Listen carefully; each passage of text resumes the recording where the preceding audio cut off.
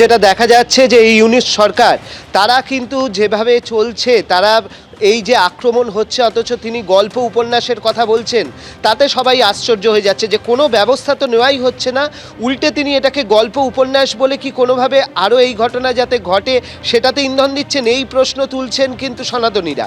এবং যে বিষয়টা খুব গুরুত্বপূর্ণ সেটা হচ্ছে যে আক্রমণ বিভিন্ন জায়গায় হচ্ছে, হিন্দুদের উপাসনালয় বাড়িঘর থেকে শুরু করে সর্বত্র তাদের ওপর আক্রমণ হচ্ছে। এবং তার পাশাপাশি যেরকম গোপালগঞ্জের কথা বলছিলে সেখানে যেরকম হচ্ছে, সুনামগঞ্জে যেরকম হয়েছে সেরকম হয়েছে। তার পাশাপাশি যেটা দেখা যাচ্ছে যে তাদের দেশের যে নাগরিকরা তারাও কি সুরক্ষিত, তার কারণ হচ্ছে গোপালগঞ্জের যে ভিডিও সামনে এসছে সেখানে দেখা যাচ্ছে যে মহিলাদের বাজার দোকান সেই সমস্ত করার ওপর নিষেধাজ্ঞা জারি করা হচ্ছে। অর্থাৎ হিন্দুদের ওপর যেরকমভাবে অত্যাচার চলছে কিন্তু সেখানকার মহিলাদের ওপরেও তাদেরকেও তালিবানি ফতোয়া তাদের জন্য হচ্ছে গোপালগঞ্জে, একদিকে সুনামগঞ্জ একদিকে গোপালগঞ্জ, এরকম বিভিন্ন জায়গার ছবি উঠে আসছে। তার পাশাপাশি কোন জিনিসটা দেখা যাচ্ছে যে পাকিস্তানের নাগরিকদের প্রতি ভিসা নীতি অনেকটা নরম করেছে বাংলাদেশ, এবং তার অন্যদিকে দেখা যাচ্ছে যে ভারতের যে সমস্ত পণ্য সেইগুলো বয়কটের ডাক দেওয়া হয়েছে। বিএনপির যিনি অন্যতম দায়িত্বে রয়েছেন সেই রিজভী, তিনি আজকে হচ্ছে একটি অনুষ্ঠানে গিয়ে তিনি ভারতীয় কাপড় তিনি সেখানে পুড়িয়েছেন এবং পুড়িয়ে ভারতীয় পণ্য বর্জনের ডাক দিয়েছেন। অন্যদিকে যেটা দেখা যাচ্ছে যে চীনের যিনি রাষ্ট্রদূত তিনি যাচ্ছেন বিএনপির নেতাদের সঙ্গে কথা বলতে।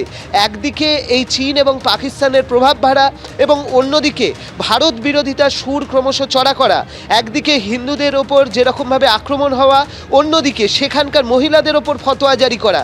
ক্রমশই প্রশ্ন উঠে যাচ্ছে যে এই ইউনিট সরকার বস্তুত চাইছে কি, তারা কি আদৌ একটা সরকার চালানোর মতো জায়গায় রয়েছে?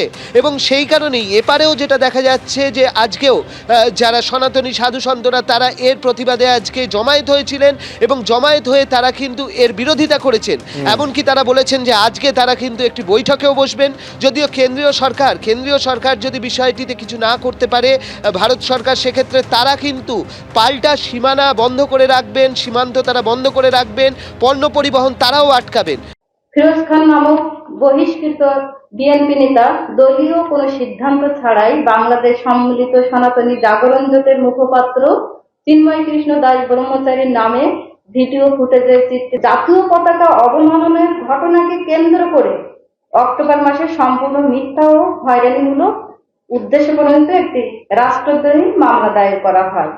যেহেতু চিন্ময় কৃষ্ণ দাস ব্রহ্মচারীর বাক রুদ্ধ করার অপকৌশলে সংখ্যালঘুরা অস্তিত্বহীনতার সংকটে যখন ক্ষোভে ফেটে পড়ে, তখন সমগ্র বাংলাদেশে হাজার হাজার সংখ্যালঘুদের নামে মিথ্যা ও হয়রানিমূলক মামলা প্রদান করা হয়।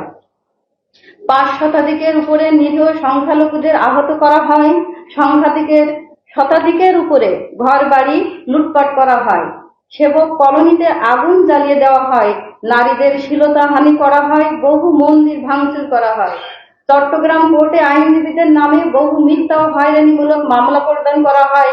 নির্বিচারে পুলিশের ধরপাকড়, দুর্বৃত্তদের চেম্বার ভাঙচুর, প্রাণনাশের হুমকি দিয়ে আইনজীবীদের কোর্ট প্রাঙ্গণে এরিয়াতে ঢুকতে না দেওয়ার ভয়ঙ্কর এক অবস্থা সৃষ্টি করা হয়। তার সম্পূর্ণ মানবাধিকার লঙ্ঘন। তার আটক নিয়ে দেশব্যাপী প্রতিবাদ সৃষ্টি হলে সমগ্র সংখ্যালঘুদের অস্তিত্বের লড়াই জন্ম দিয়েছে। আর সংখ্যালঘু নেতাদের নীরব করার জন্য আইনি প্রক্রিয়ার অপব্যবহার তুলে ধরা হয়েছে।